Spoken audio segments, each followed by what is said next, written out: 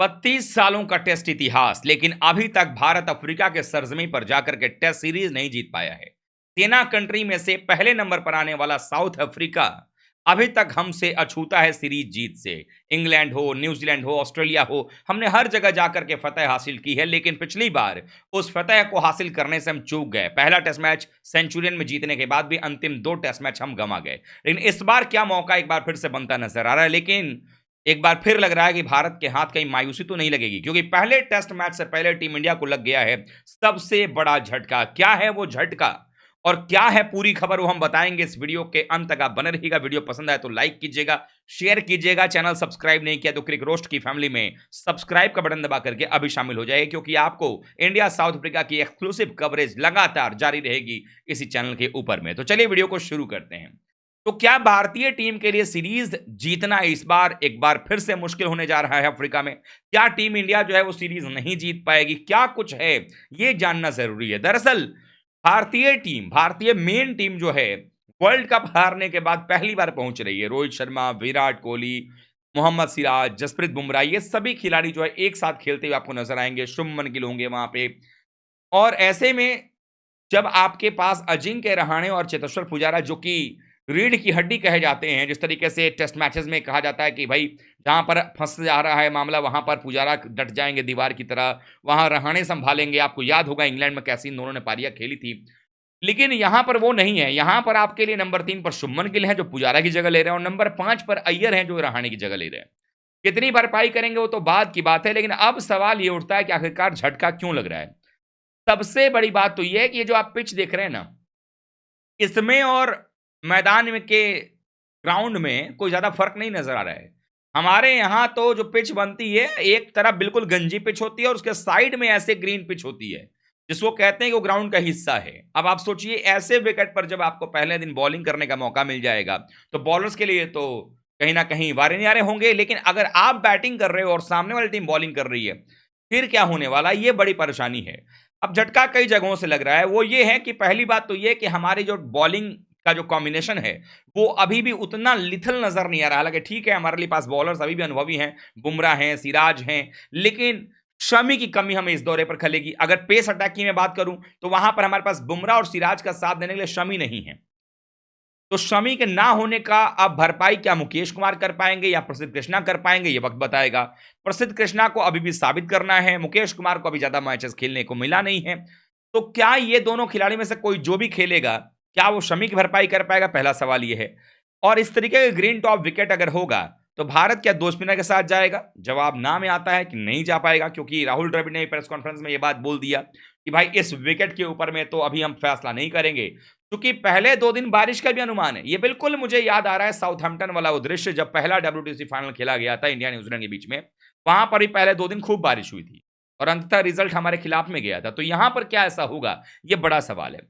अब आ जाते हैं कि आखिरकार टीम कॉम्बिनेशन बनाई क्या जाएगी। आप देखें ये पूरे तस्वीर में आपको दिखेगा कि पूरी की पूरी भारतीय टीम का जमात वहां पर, रोलर वहां पर मौजूद है और सबकी निगाह पिच पर, और सब आपस में पिच को लेकर के ही बातचीत कर रहे हैं। इतनी चर्चा तभी होती है जब आपको पिच पर से कहीं ना कहीं पर्दा उठा हो और पिच को देख करके आपको डर लग रहा हो, या पिच को देख करके मन में कई सारी चीजें निकल रही हूं। इस विकेट पर जिस टीम की बल्लेबाजी सबसे बेहतरीन होगी वो जीतेगी, ये बात कहा जा सकता है, लेकिन गेंदबाजी भी बेहतर होनी चाहिए। अब दिक्कत यह है कि अफ्रीका के पास जो गेंदबाजी आक्रमण है, उनके पास अगर उनके 4 पेसर इस विकेट पर खेलेंगे, चूंकि उनके पास दूसरा कोई स्पिनर का ऑप्शन नहीं है केशव महाराज के अलावा, तो उनके पास 4 ऑप्शन हैं पेसर्स के। उसमें रबाडा, एनगिडी, मार्को यंसन और उसके साथ ही साथ अगर देखा जाए तो जेराल्ड कोएट्जिया। अब अगर मान लीजिए कि लुंगी, एनगिडी और रबाडा में से कोई एक भी खेलता है और बाकी गेंदबाज खेलते हैं, तो भी उनकी गेंदबाजी इतनी सॉलिड नजर आ रही टेस्ट मैच के लिहाज से कि पूछिए ही मत। और केशव महाराज भी वहां पर स्पिनर के तौर पर एक मौजूद रहेंगे। हमारे पास भी 2 स्पिनर तो हैं, लेकिन अब अश्विन को आप इस विकेट पर खिलाओगे नहीं, क्योंकि कहा जाता है कि विदेशों में अधिकतर प्रीफर किया जाता है जडेजा, या अगर जडेजा नहीं खेलेंगे तो फिर अश्विन, तो एक ही स्पिनर हमारा भी खेलेगा। बट जो हमारा 4 गेंदबाजों का पेस अटैक है, वहां पर आपके पास बुमराह हैं एकमात्र ऐसे गेंदबाज जिन पर बहुत ज्यादा भरोसा है। सिराज बीच बीच में अप एंड डाउन का चलता रहता है, बट अगर अच्छा चल जाए तो फिर मजा आ जाएगा। और जो लेंथ सिराज ने श्रीलंका के खिलाफ डाली थी, अगर वो लेंथ यहां पर डल जाए उनकी टेस्ट मैच में, तो फिर हमारे बारे न्यारे हो सकते हैं, मतलब हमारे लिए बेहतर हो जाएगा। तो एक तो वो मामला है। दूसरी बात आपको बताता हूं क्या होता है। दूसरी बात यहां पर यह निकल करके आ रही है कि सिराज के बाद तीसरा मेन बॉलर हमारे पास शमी नहीं है। और उधर शार्दुल ठाकुर को लेकर के आएंगे तो शार्दुल ठाकुर यही विकेट है जहां पर 7 विकेट निकाला था शार्दुल ठाकुर ने अपनी लहराती गेंदों से, क्योंकि टेस्ट मैचेस में ऐसे विकेट पर वो आगे गेंद डाल करके विकेट निकालते हैं। तो लबोलुआब ये है कि ये विकेट जिस तरीके का दिख रहा है और ऊपर से जो बारिश की संभावना है, चूंकि अगर आप देखेंगे तो ये देखिए, ये जो मैदान आप देख रहे हैं ना, इसको देखिए, ये धूप खिली हुई आपको दिख रही है, ये पूरा पूरा मैदान जो है धूप में भी नहा रहा है। ऊपर बादल देखिए, हल्के फुल्के काले बादल आपको नजर आ रहे होंगे, और ये जो उसके पीछे आपको नीला आसमान दिख रहा होगा ना, वो आप घेरते हुए नजर आ रहे हैं। यानी मतलब ये है कि पूरा जो नीला आसमान है वो अब धीरे धीरे काले बादलों में, हो सकता है कि आज जो है शाम शाम तक वहां और भी काले बादल आ जाएं, और उसके बाद परसों जब मैच है तो 26 और 27 तारीख को जो है वो बारिश की अनुमान बताई जा रही है। और पिच क्यूरेटर ने जो है वो ऐसा संकेत दे दिया है कि पूछिए ही मत। अब पिच क्यूरेटर ने जो बात कही है उसको, वो बात कहीं ना कहीं जो है वो डराने वाली है, क्योंकि उन्होंने कहा है कि इस विकेट पर चूंकि बारिश अगर होता है तो स्पिनर्स तो प्ले में नहीं रहेंगे, ये उनका मानना है। इसका मतलब यह है कि हमारे पास स्पिनर्स वैसे भी हम एक खिलाते, लेकिन जडेजा कितने कारगर होंगे ये देखना होगा। अब यहां पर भारतीय बल्लेबाजों को पूरा का पूरा जो है वो सावधानी बरतना पड़ेगा। हम जब इंग्लैंड में जाते हैं वहां पर आपको हार्ड सरफेस मिलता है, ओवरकास्ट कंडीशन से हमें जूझना पड़ता है, लेकिन यहां पर ओवरकास्ट कंडीशन भी पहले 2 दिन होगा, और उसके साथ ही साथ वो नीचे जमीन पर, जिसके बारे में राहुल द्रविड़ ने कहा कि ऊपर भी देखना पड़ेगा नीचे भी देखना पड़ेगा, वो जो ग्रास वाला कंडीशन होगा वो दिक्कत करेगा। अब देखना यह है कि कैसी सिचुएशन बनती हुई नजर आ रही है, क्या कुछ सोच के साथ भारतीय टीम उतरने वाली है, ये तो आपको कल पता चल जाएगा। कल आपको प्लेइंग नहीं बता देंगे, लेकिन जिस तरीके से ये पिच दिख रही है जो आप लोग देख रहे हैं, ये हरी पिच जो है भारतीय टीम के बल्लेबाजों के लिए तो अच्छा संकेत नहीं है, लेकिन हाँ, विराट कोहली ने जिस तरीके से प्रैक्टिस की है, रोहित शर्मा हैं, जायसवाल हैं, सही बल्लेबाज मिलकर के अगर अच्छा स्कोर खड़ा करे तो ये विकेट तेज गेंदबाजों की मुफीद नजर आ रही है। लेकिन अफसोस कि हमारे पास शमी जैसा गेंदबाज नहीं है, नहीं तो इस विकेट पर हमारे भी चांदी होते कि भाई चलिए कोई बात नहीं, शमी, सिराज, बुमराह की तिकड़ी है ना, और फिर शार्दुल ठाकुर भी है हमारे अपने पास।